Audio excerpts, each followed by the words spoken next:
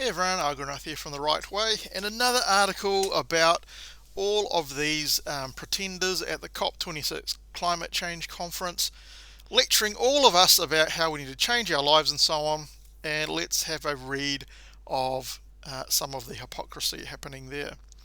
So Boris Johnson, Prime Minister of the UK, defends using private jet for 400-mile trip from Glasgow back to London after lecturing the world leaders on the need to cut down on travel emissions. The Prime Minister will make a 400-mile flight south due to time constraints. He's due to return to the capital when the leaders' conference ends this week. Spokesperson said the plane is powered by a special mix of sustainable aviation fuel. Special mix, not completely emissions free, right? I think somewhere he says he offsets his emissions or something. So Mr. Johnson is due to return to the capital when the leaders' conference section of the summit ends this week. Today he told world leaders that they can no longer afford to delay taking major action to address climate change, as he warned the longer we fail to act, the worse it gets.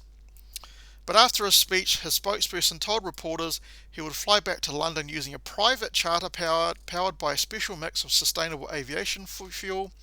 He said it will be one of the most carbon efficient aircraft of its size, while the emissions will also be offset.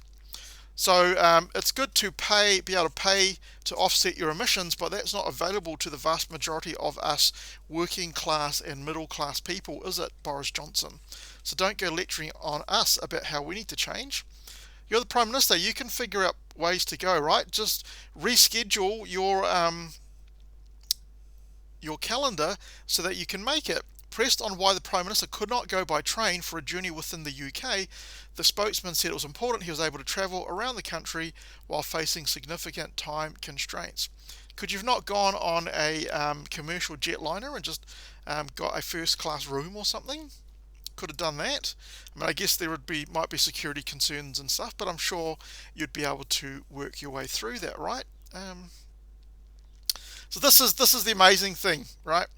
It came after Amazon founder Jeff Bezos' 48 million Gulfstream led a 400-strong parade of private jets into COP26, including Prince Albert of Monaco, scores of royals and dozens of green CEOs, as an extraordinary traffic jam forced empty planes to fly 30 miles to find a space to park.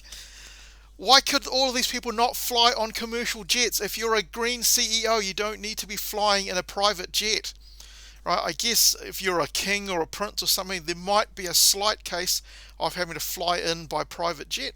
But generally, most of these hypocrites should be able to take a commercial jet and just fly in first class. I have no problem with them being able to pay for first class, business class, or whatever. I mean, that's fine.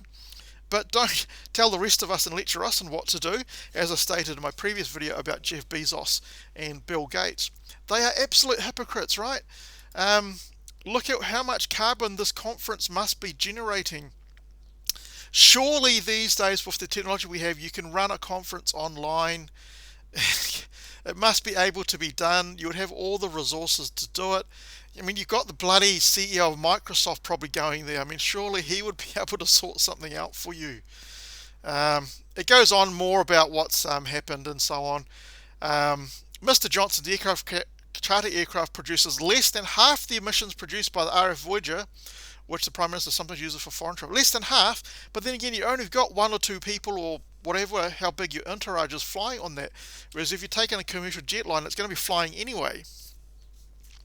Again, just more hypocrisy from all of these people that go on about climate change, but they don't actually believe in what they say because they themselves don't follow their own guidelines and rules that they want the rest of us to actually follow. Anyway, I just thought it's really interesting. You can see all the hypocrisy coming out while this bloody conference is on. It's just ridiculous. Alright, so that's it from me. If you like this video, please give it a thumbs up. If you don't like the video, you're welcome to give it a thumbs down. Let me know in the comments section if you have any comments to make about Boris Johnson and all the other hypocrites at the COP26 conference. And if you like my content, please subscribe because it just makes it more known to the YouTube algorithm. And hopefully I'll catch you in the next video.